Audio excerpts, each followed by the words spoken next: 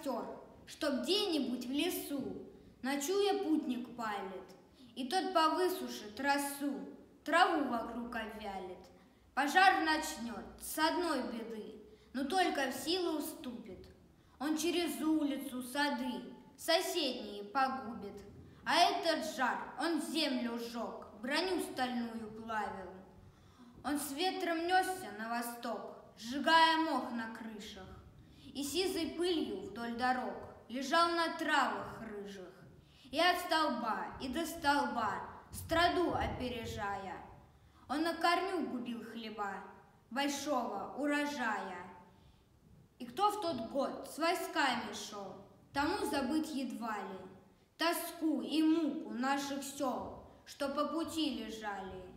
И кто из пламени бежал в те месяцы лихие, тот думать мог, что этот жар смертелен для России. И с болью думать мог в пути тех, что прошли, сменяя. Земля отцовская, прости, страдалица родная.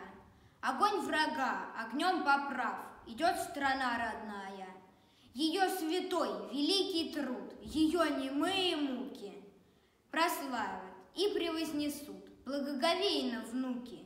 И скажут, честь воздав сполна, девясь ушедшие были. Какие были времена, какие люди были.